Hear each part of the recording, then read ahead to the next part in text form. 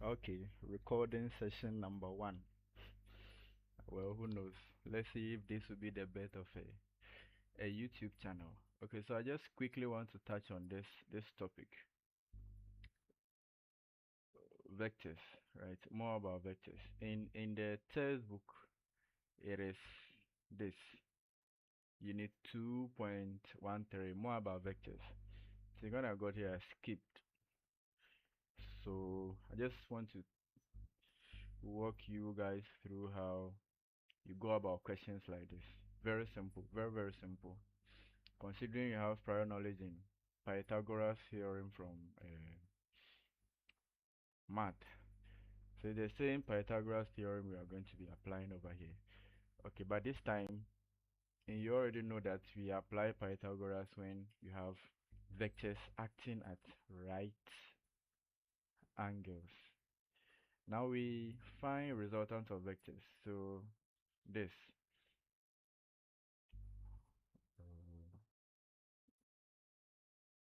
You have the first vector acting at 30 Newton to the right, so it's positive. Second vector 40 Newton to the left. Because they are in the same direction, their resultant will just be the addition of the two, which provide 70 Newton what force. Alright, so the resultant, if you have a force of 30 Newton acting and a force of 40 Newton also acting, it is the same as applying a force of 70 Newton to the right or in the same direction. Right, so the resultant of 40 and 30 is 70, same effect. Now the situation where we have 40 Newton to the right but 30 Newton to the left, then the resultant will be the difference between the 40.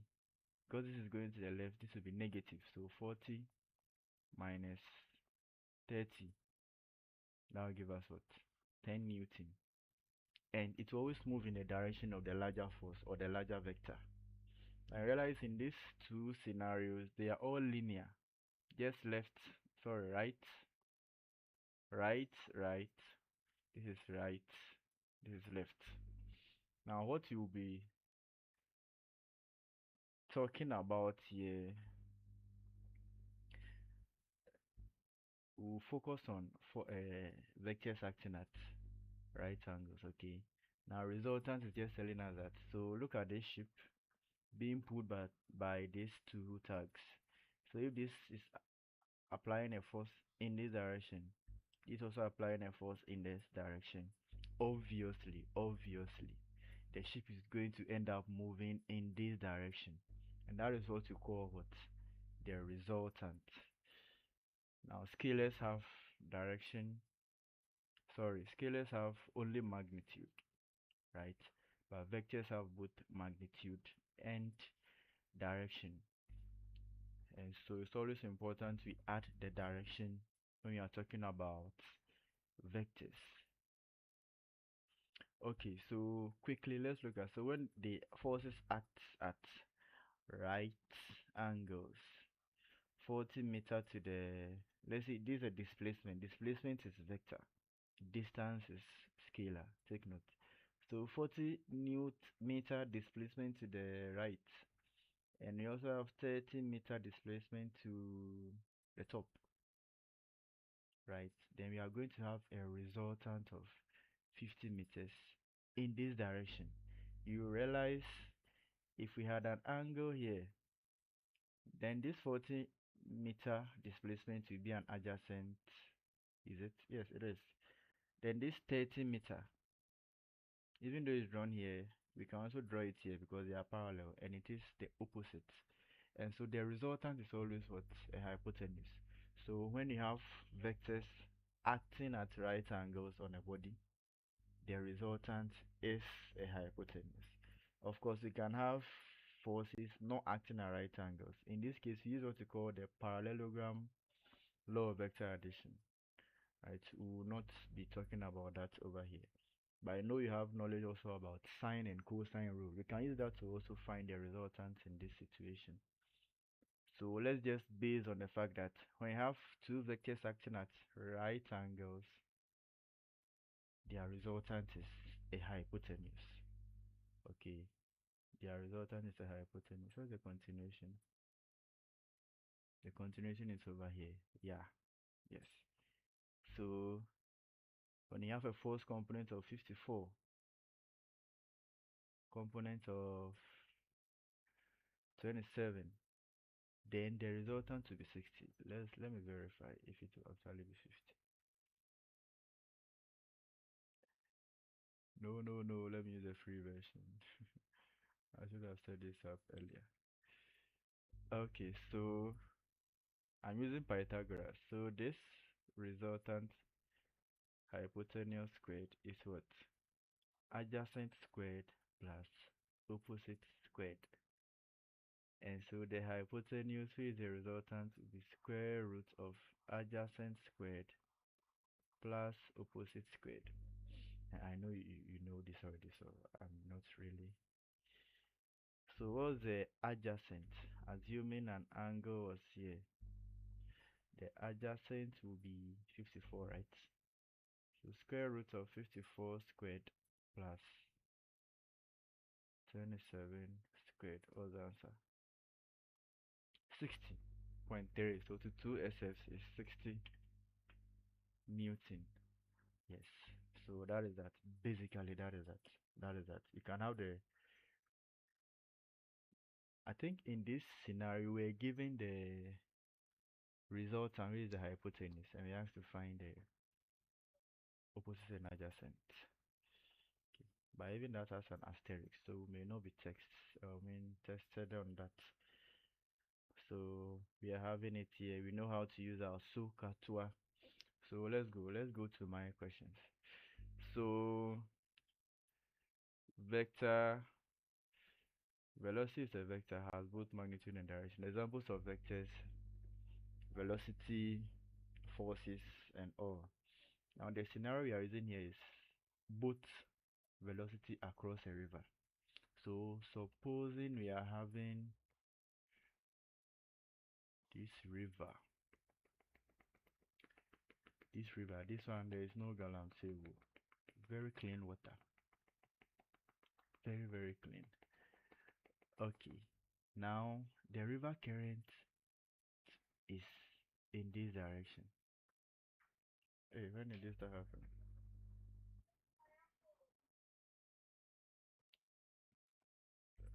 I'll just use my hand. Now the river current is in this direction, right? So if we have a beautiful boat,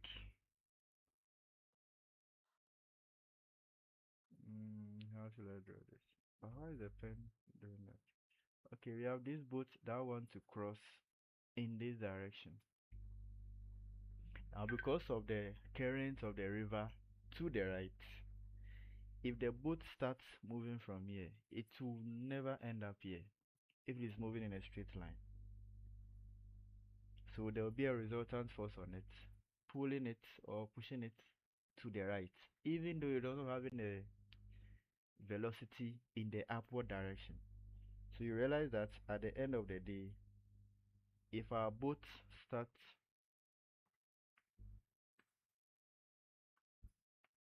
from here, it is going to end up somewhere here. And so moving from here with a river current in this direction, with the boat's velocity upwards, it is going to end up where? Over here, over here. And this is the what? The resultant velocity. Is the resultant velocity of the river current and also the boat's velocity. So that means it's very wise that if we want to end up here, we are passing the Strait of Hormuz. We want to end up here, then we should go and start here. You see, so this is how we apply it, so that as we move up, the river current is also pulling or pushing on us in this direction, and so we'll go and end up somewhere here. Now we call this movement the resultant. Yes, so that is what we'll be looking at. So always, if you're asked to find a resultant, you go back to what? Pythagoras theorem, and it's the so Pythagoras when two forces act at right angle is the hypotenuse squared is, I don't know why this is English, the opposite squared plus the other adjacent square. So that means you are just going to find the square root of the square of the two values. As simple as that. It's the same thing, just that we have to always note which how we relate it in physics. Okay, so now because velocity is a vector, it has both magnitude and direction. Now we can find the magnitude using the Pythagoras. Now how do you find the direction? Now we always want to know the direction to the bank of the river. The direction to the bank of the river. Of course, you can also find a direction upstream. I mean to the velocity of the the ship. So if the ship is supposed to move in this straight line, then what is its resultant if it's moving in this direction relative to the direction of the ship initially? But to make it very easier, we always find the resultant to the x-axis or the component x, or in this case, the river bank. My pen mysteriously is giving me headache, so I don't know. This has never happened. Yeah, so let's go. So for that, because you end up with a right angle, now this is the resultant. Because we end up with a right angle triangle, now we can always bring the both velocity to this side. Then for the velocity of the river is also in this direction, and so the resultant is the hypotenuse here. The both velocity is in this direction. The velocity of the river is in this direction. This forms a right angle triangle, 90 degrees over here. And so we want to know the angle it's making to the horizontal or to the river bank. Now because we'll be having our opposite and our adjacent, they'll wind up with what? Tan. So most of the time we use tan to find the angle. Note, you can also use cos and then sine, but preferably in this level or in hygiene here, most of the questions I've seen, they make use of using tan to find the direction. Once you have tan, you should know that you have to know the opposite and the adjacent. You find the tan inverse, and that will be the angle. So quickly, let's look at one solved example. So here we are given the boat speed 3 meters per second. So if I do a rough sketch, okay, so this is a boat that want to move, want to cross the Strait of Hormuz. So the boat speed is what? 3 meters per second, 3.5 across. So it's moving across the river. Now the current is also 2.5 sideways, like this. Let me use a different color. 2.5 sideways. 2.5.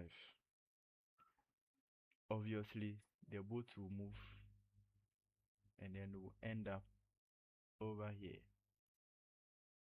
So because the boat speed is in this direction, we can complete a right angle triangle over here so that it will make the resultant in this direction. And write R as resultant, which is the hypotenuse. We'll make an angle theta to the bank of the river. So this is 3.5 The boat speed is also 3.5 here. So what's the resultant? We quote Pythagoras. So the resultant is, I want to write it directly, that is the square root of the adjacent squared plus the opposite squared. So 3.5 squared. Oh, this pen. Let me just use 2.5 squared because I've written it first. Then 3.5 squared. So let's see what the resultant will be. The resultant is the square root of 2.5 squared plus 3.5 squared. That will give us what? 4.3. So the resultant is 4.3. Our unit is velocity, so meter per second. That means if you have a river velocity of 3.5 sideways and a boat speed of 3.5, sorry, the current of river is 2.5, sorry, and then the boat speed is 3.5, the boat is going to end up moving with a velocity of 4.3 meter per second, and that's the resultant, and it's moving in this direction. Now how do you know the direction? Because we have our opposite, our adjacent, and this the angle is making with the bank. We just use tan theta. Tan theta is opposite 3.5 over adjacent 2.5, and you know I only have to find tan inverse, sorry, the angle is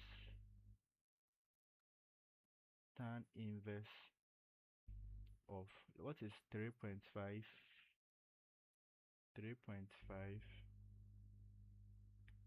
over 2.5, 1.4. So tan inverse of 1.4. I'm using my finger, so it's making it big. So what is shift tan inverse of answer? That's 54.4. So 54 degrees. So it's going to be moving at an angle of 54 degrees to the bank of the river. Of course, because this is forming 90 degrees, this side is what, 36. So you see the initial calculation is saying 36 degrees downstream from straight across. If it was moving straight across, then that means it is going to be moving at 36 degrees in this direct, I mean an angle of 36 degrees downstream or from straight across. That's what I'm saying, always we work the angle it is making with the horizontal. That makes it easier for us. Yeah, so that's basically how you do it. Find the resultant using Pythagoras. Use tan to get your angle. When you're using the tan, make sure you know the opposite. Make sure it's the correct opposite you are using, and then the correct adjacent. So tips, always show triangle or working. Use the correct trig ratio, because if you go and use sine or tan, I mean cos, you get a different angle. Always add the unit. Then the direction is always given clearly. So let's solve some one or two. So you can pause it, solve, come back to the answer. So a swimmer crosses a river at 2.0 meter per second. The current flows at 1.5 meter per second perpendicular. So the velocities are acting at 90 degrees to form a right angle triangle, and so we are free to use Pythagoras to find the resultant. So let me draw. I don't understand this. Now they said the current flows at 1.5. So in this direction, the river current is 1.5. And the swimmer is swimming across. 2.0. Now resultant will obviously be the hypotenuse. This side is parallel to this side is also what 2.0. So to make an angle of theta to the horizontal, you see I'm done. Resultant is what? Square root of 2 squared plus 1.5 squared. So to confirm what you have done, I know you'll get it. So square root of 2 squared plus 1.5 squared. The resultant velocity is 2.5 meter per second. Did you get it? Bravo on that. Now the angle or the direction of motion. So you want to give the direction relative to the bank of the river.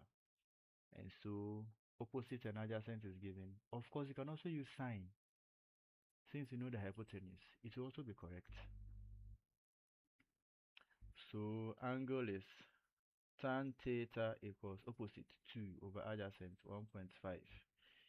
And so the angle is tan inverse of 2 over 1.5. 2 over 1.5. So you know we press shift, tan of 2 over 1.5. 53 degrees, almost the same as the previous one. So the angle is 53 degrees. Did you get it? Well done. So then solve question 2, question 3. Now let me solve question 2 without writing, so using Pythagoras. So because the airplane flies north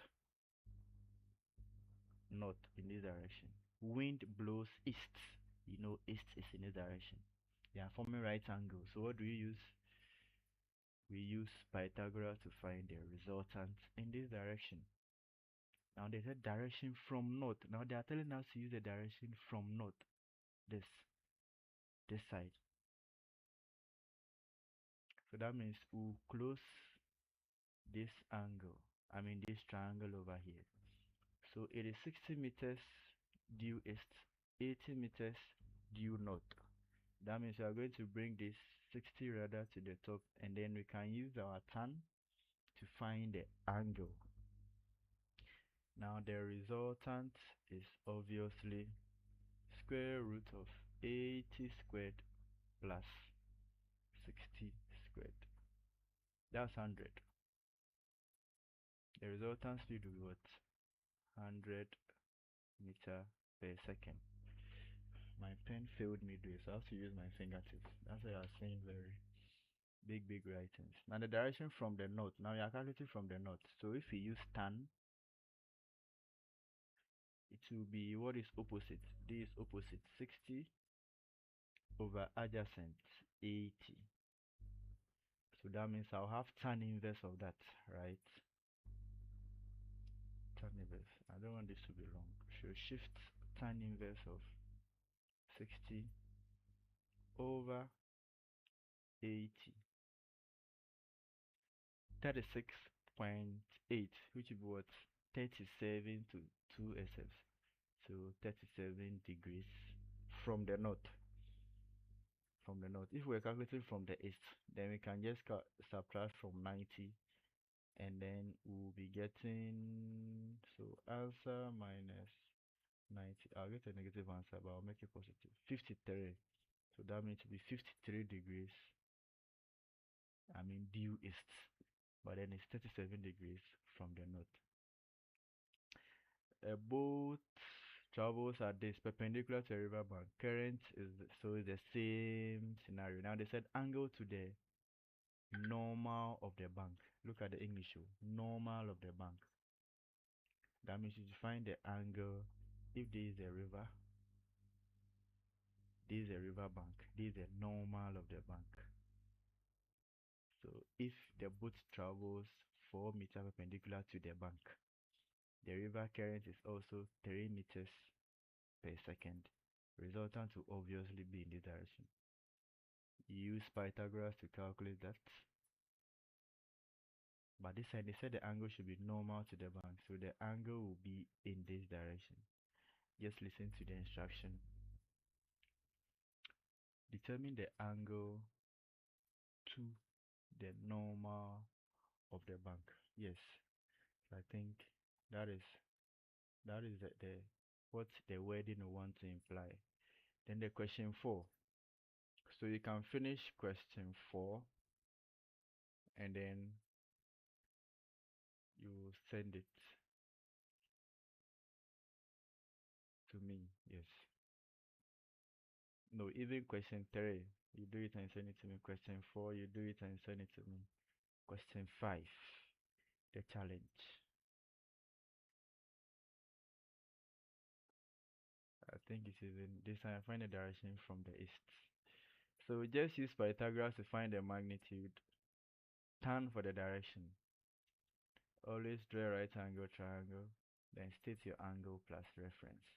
30 degrees to the normal of the bank, or 30 degrees from the north, or 30 degrees from the south. That is the angle. Okay, so I just hope this went well. Let's see how it goes. I'm waiting for your feedback. Bye bye.